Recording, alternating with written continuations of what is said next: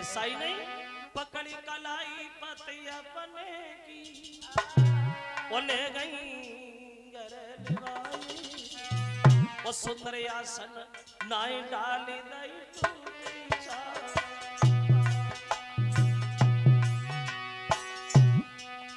अरे टूटी चार पाई डाली दई टूटी चार पाई सुंदर आसन नाई डाली दई टूटी चार पाई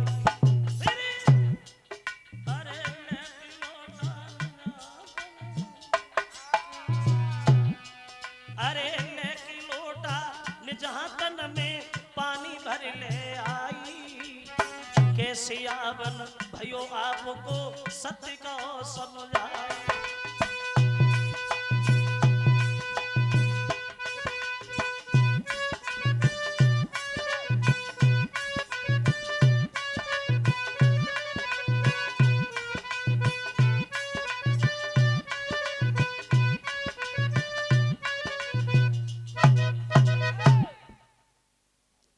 सम्मान किया और बड़े सम्मान के साथ बिठा लिया। बोली महाराज आप इतनी रात को हमारे घर में कहां से आ गए? तो उत्तानपाद बोले शिकार खेलने गए थे, छोटी सो रही थी, मन में सोचा तुमसे मिल लिया जाए, चला आया। तो बड़ी रानी बोली महाराज आप भूखे भी होंगे। अब देखो जौ की रोटी जो रखी है उत्तानपाद नमक के साथ उसे खाते और एक बात कहते महारानी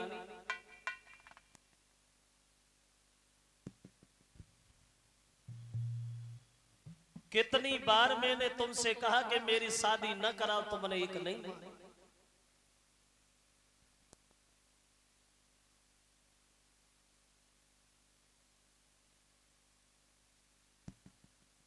ये 501 रुपया हमें भेंट कर रहे हैं श्रीमान डॉक्टर संजीव कुमार चौहान जो हमारी मैनपुरी के रहने वाले हैं। उन संजीव कुमार चौहान जी की तरफ से 501 रुपया हमारे पास आया है और 101 रुपये से हमें सम्मानित कर रहे हैं हमारी परिषद महाराज जी। कामना करते हैं भगवान समाज में सम्मान दीर्घ आयु प्राप्त होती है। बोली गोविंद भगवान की। बोले कितनी बार मैंने मना किया तुमने न मानी, तुमने अपने हाथ से ही अपने पैर में कुल्हाड़ी मारी। तो पत्नी ने उत्तर दिया महाराज तुम क्यों परेशान हो? अरे तुम तो सुखी हो और पत्नी को चाहिए क्या? जिसका पति सुखी है तो पत्नी उसी में सुखी है। सुहागिन बही है जो पिया के मन भाए और अभागिन बही है जो दिल से उतर जाए। सुहागिन वही है जो पिया के मन भाए, अभागिन वही है जो दिल से उतर जाए। ये हम लोग कह देते हैं। एक दिन इसका बिल्कुल उल्टा लिखा हुआ देखा। एक ट्रक के पीछे प्लेट पे लिखा था कि नारे बही जो पिया मन भाए, नारे बही जो पिया मन भाए और पिया वही जो रोजाना पी के घर जाए। क्यों? पंचवटी पे उपदेश देते समय अनसुईया ने सीता से यही कहा था बेटी सीता सुनो, बड़ा अच्छा किया तुमने जो 14 वर्ष अपने पति के साथ वन में बिताने चली आई। और ये स्त्री तो जन्म से ही अपवित्र हुआ करती है। एक पति की सेवा करना भव सागर से पार उतरने का एक चारा बताया है। और एक बात कही थी बेटी सीता सुनो, हर स्त्री को शुभ कर्म करनी चाहिए और शुभ गति के लिए। क्यों? क्योंकि पत्नी होती है पैदा पति के लिए, पत्नी होती है पैदा पति के लिए।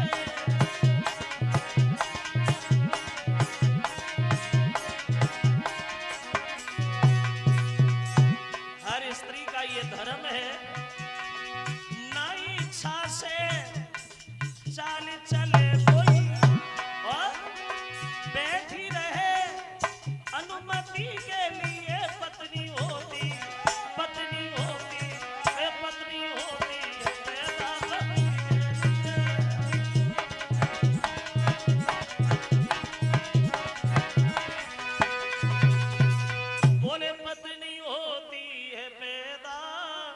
पति के लिए,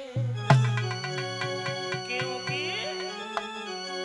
एक विद्वान कहता है अरे राम वही जमीना से,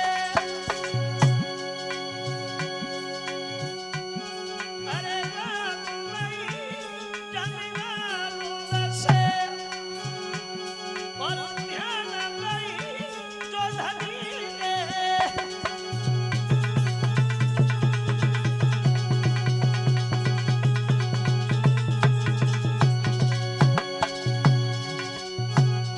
अरे नारी मई जमती संग जले,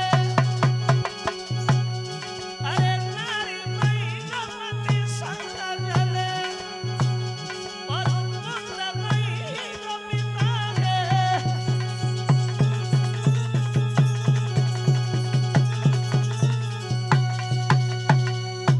पूरी रात बड़ी के घर रुके हैं महाराज। देवर्षि नारद की बात सच होती है श्रोता बंधुओं। बड़ी रानी गर्भ धारण करती हैं। सुबह जब हुआ तो छोटी के घर के लिए चले। अंधेरे में निकल गए, कहीं जगह ना गई हो। चले छोटी के पास तो क्या देखा कि छोटी रानी के महल के केबाड़ खुले हैं और बीच दरवाजे पे देहरी पे खड़ी है, दो हाथ करे यहाँ पे रखी हुई। और जो दूर से आत बहु देखो तो रास्ता में गए, इधर आ इधर आ, कहाँ रहे? पूरी रात हम घर में अकेले बने रहे, पूरी रात हम अकेले करवटें बदलते रहे। अब बोल ही नहीं रहे, डर की वजह से चुपचाप खड़े। छोटी चिल्ला लगी, मैंने क्या कहा? तुम पूरी रात भर रहे कहाँ? नहीं बताओगे? नहीं बताओगे? हमें बताए तुम कहाँ रहे। और बोली तुम राती शांति घर रहे और जाने में नहीं धमकाई, और बात न की करियो याद रे जब कसम हमारी खाई। उस दिन हमारी कसम खा रहे थे, हम उससे कभी बोलेंगे नहीं, बात नहीं करेंगे। फिर तो गए जब धर की नारी सतराती है, सोई वो पेट में पानी है।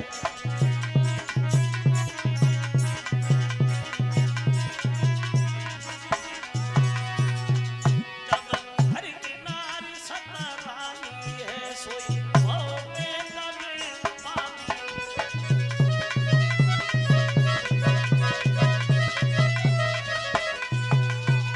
उत्तर दिया। उस दिन कह रहे हम उससे बोलेंगे नहीं, बात नहीं करें। फिर क्यों गए? मैंने क्या पूछा, तुम गए क्यों?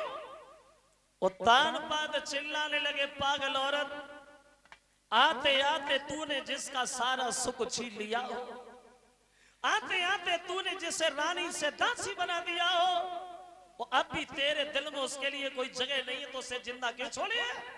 जब देखो तब उसी की बात, जब देखो तो उसी की बात, उसके अलावा तेरी जुबान पे बात भी नहीं आती। ये तलवार लव से मार के नहीं जाती। छोटी बोली तो इसका मतलब ये है कि तुम वहां नहीं गई, और हमने समझा कि वहीं चले गए। जाना भी नहीं बता देती अच्छी तरीका से, कभी देख लिया तो। अब रहने लगे घर में। अब इधर बड़ी रानी भी गर्भ धारण करती हैं, कुछ समय के बाद छोटी भी गर्भ धारण करती हैं। अब तो आंगन में बड़ा आनंद है, लेकिन दोनों रानियों में अंतर हो गया। कितना? बड़ी रानी ने जब गर्भ धारण किया, बड़ी रानी के पेट में जब बच्चा आया, तो उसे उतना ही काम करना पड़ता है जितना वो पहले किया करती थी। और जब छोटी के पेट में बच्चा आया, तो 4 पाई से नीचे कदम नहीं रखना पड़ रहा है। हजारों दासियां सेवा करने में लगी हैं। कोई दासी पैर दबा रही है, कोई दासी हाथ दबा रही है, कोई दासी सर दबा रही है, कोई दासी पीठ दबा रही है। और काऊ दासी को जगह नहीं मिल रही है, तो दासी दासी को ही दबाई रही है। एक ही पति की पत्नियां, लेकिन दोनों की किस्मत देखो अलग अलग हो गई। कितना अंतर है दोनों में। तो एक ने किया गर्भाधारण, और उस दिन से पलंग न छोड़ा है।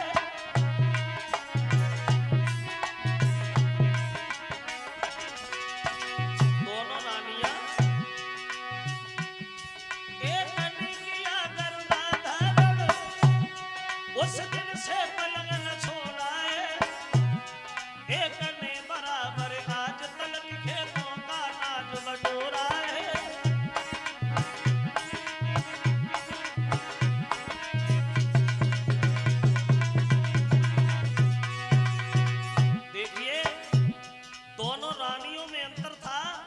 लेकिन जब दोनों के बच्चा पैदा हुए उन बच्चों में भी अंतर।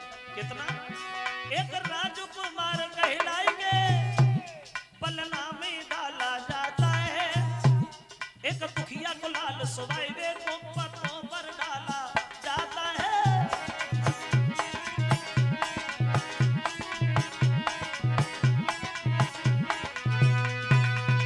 दोनों रानियों में अंतर हो गया लेकिन बच्चों में अंतर। बड़ी रानी के जब खेतों पे लड़का हुआ तो उसे कोई देखने भी नहीं गया, और इधर जब छोटी के घर में लड़का हुआ तो गांव की हजार औरतें ढोलक बाजी लेकर के बधाई गाने के लिए पहुंची। दोनों बच्चों की किस्मत भी देखो, अगर एक पालना में सो रहा है तो दूसरा उधर भूखा पत्तों पे रो रहा है, उसे कोई गोद में लेने वाला नहीं है। एक सर्दियों में गर्म वस्त्र पहने हैं तो दूसरा उधर खेतों पे सर्दी के मारे ठिठुर रहा है। दोनों बच्चों के नाम रखे गए, नामकरण संस्कार हुआ। बड़ी रानी के जो लड़का हुआ खेतों पे उसका नाम रखा गया है ध्रुव। ध्रुव।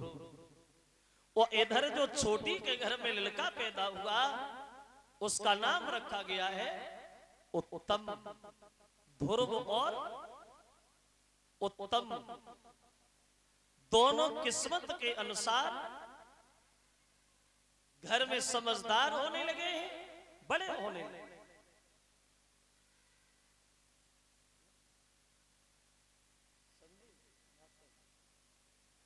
ये 500 रुपया हमारे करीब आए हैं हमारे माँ साहब संजीव की तरफ से, जो हमारे मैनपुरी के रहने वाले हैं। उन मास्टर संजीव की तरफ से 500 रुपया हमारे करीब आए हैं। भगवान हमेशा धर्म के आगे हाथ अग्रसर बनी रहे।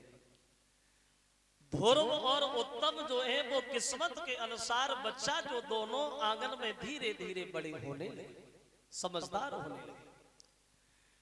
लेकिन इन दोनों बच्चों में प्रेम बहुत था, ये एक दूसरे को चाहते बहुत थे। देखिए आंगन में धीरे धीरे श्यामे भय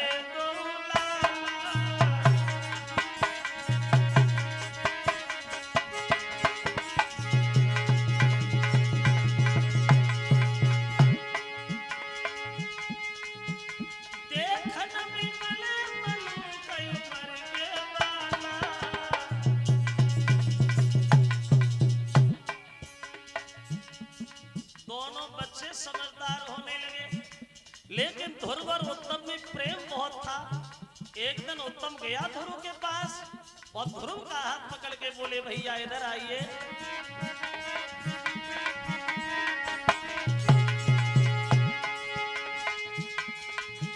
महाराज ध्रुव को और पकड़ो हंस की हाथ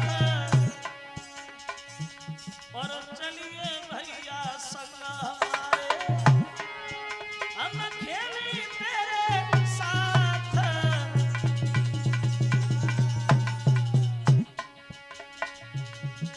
सोई पकड़ कलाई ध्रुव भैया की डोली आई,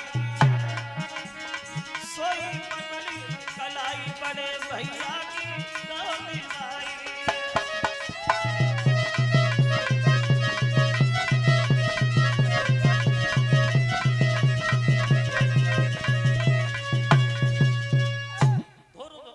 से जाके मिला और कहने लगा भैया अकेले बने रहे तो अच्छा नहीं लगता होगा घर में, चलो हमारे साथ, हम दोनों भाई साथ साथ खेले। अब दोनों बच्चा खेलते रहे, पूरे दिन खेलते खेलते महाराज उत्तानपाद के दरबार में प्रवेश करे। और जो उत्तानपाद ने अपने बच्चों को एक साथ देखा तो बड़े मगन हुए और सोचे लगे परमात्मा चलो आपकी बड़ा कृपा रही, चलो हमारी पत्नियों में नहीं बनी तो कोई बात नहीं, लेकिन हमारे बच्चों में तो प्रेम है ही है। और पिता को चाहिए क्या है, पिता की संतान सुखी है तो पिता उसी में सुखी है। ये सोच के बहुत मगन हुए और मन में एक बात और सोची, उत्तम तो हमारे पास रहता है, ध्रुव बार आया, अब पता नहीं कब आए। आज हम उत्तम को गोद नहीं लेंगे, ध्रुव को गोद लेंगे। और उत्तम जमीन पे खड़ा हो गया और ध्रुव को गोदी पे गद्दी पे बिठा लिया। बड़ा मगन है ध्रुव पिता की गोदी। दरबार में लोग बैठे थे, एक दूसरे से बातें करने लगे, भैया पिता हो तो महाराज जैसा हो। जितना ही महाराज छोटी रानी को मानते हैं उतना ही बड़ी को मानते हैं। और फिर पिता के लिए संतान बराबर है, चाहे एक हो चाहे 10 हो। लेकिन एक बात ये भी ध्यान रखना, जब 4 आदमी इकट्ठे बैठे होते हैं वो चारों एक ही बुद्धि के नहीं होते हैं, अलग अलग विचारों के होते हैं। उन लोगों के बीच में एक नीच बुद्धि वाला आदमी और बैठा हुआ था। नीच बुद्धि वाला कौन? चुगेला चूक तो है नहीं, ओ बस गाय कहो चाहे रोए, ओ घर घर फूट कराई दे, वो करे एक के दोए। जो नीच होते जिन्हें कहते चुगेला, वो ऐसे लोग अपनी आदत में कभी सुधार नहीं करते। जैसा हमने कल बताया था कि आदत वाला आदमी अपनी आदत नहीं छोड़ता। चुगल से मन की बात कहो, पर चुगल कब ना चूके गो। वो अंधे पे भैंसिया कुतवई हो तो 9 की 11 कूते गो। पेड़ के नीचे ऊंट करो तो वो पत्ता ही पत्ता सूते गो। और कुत्ते कितनों समझाइयो परटा उठाए गए। तो आदत वाले लोग आदत नहीं छोड़ते। और देखो बात ये भी सही है कि मूर्ख को उपदेश देना भी अपनी मूर्खता होती है। मूर्ख को उपदेश देना खुद की मूर्खता। कैसे मूर्खता? एक बात ध्यान में आ गई, बहुत पुरानी बात है। जब मैं कक्षा 3 में पढ़ता था, पुरानी बात है, तब एक किताब आती थी हिंदी की। उसमें एक पाठ आता था बंदर और चिड़िया वाला। पानी बरस रहा था, सर्दी पड़ रही थी, एक चिड़िया घोंसला में बैठी हुई थी, बंदर भीग रहा था डाली पे बैठा बैठा। तो बंदर सर्दी के मारे कप रहा था, कांप रहा था। तो चिड़िया ने वह बंदर से एक बहुत अच्छी बात कही। और चिड़िया बोली, क्यों दादा, मानुष जैसे हाथ पैर तेरे मानुष जैसी काया। चिड़िया बोली, मानस जैसे हाथ पैर तेरे मानस जैसी काया। वो 8 महीना तूने बैठे खाया, छप्पर तक नहीं छाया। चिड़िया बोली, अरे हमारे तो हाथ पैर भी नहीं है, आदमी जैसे तेरे आदमी जैसा शरीर है, आदमी जैसे हाथ पैर है। कहीं मड़ैया डाल लेते, कहीं छप्पर छाए लेते तो बसत में काहे को भीगते। बंदर को गुस्सा आएगी। बंदर सोचने लगो, जहाँ ठंड के बाद प्राण करे जा रहे उपदेश हो दे रही है, आगे बढ़ो। और बाने चिड़िया को घोंसला पकड़ो, नोच के दूर फेंक दो, ले तू बैठ ले। तो चिड़िया बोली, सीख दे बाय जय सीख सोहाय। सीख का बंदर को दे जो वो घरू बिगड़वा।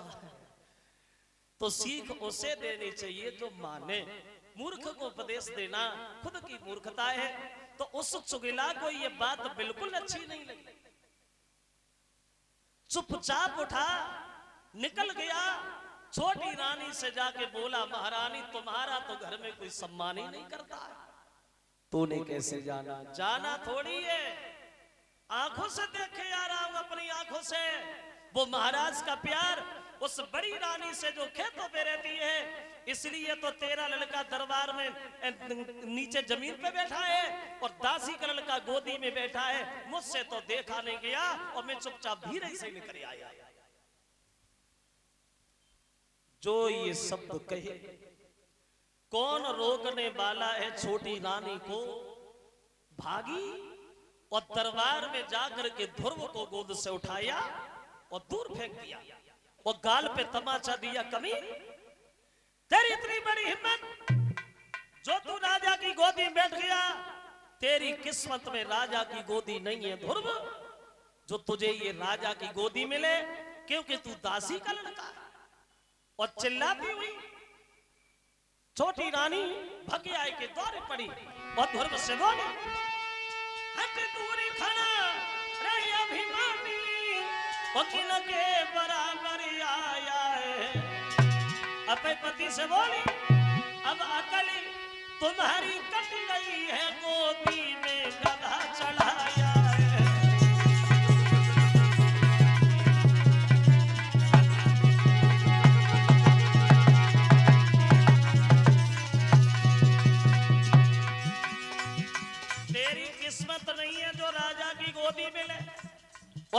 किस्मत इसलिए नहीं है ध्रुव क्योंकि तूने पूर्व जन्म में भजन नहीं किया।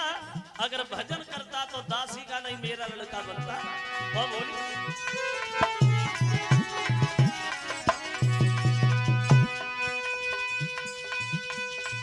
ओ ध्रुव पूर्व में थोड़ा भी भजन किया होता तो उत्तम के बदले तूने मेरी कोख से जन्म लिया होता।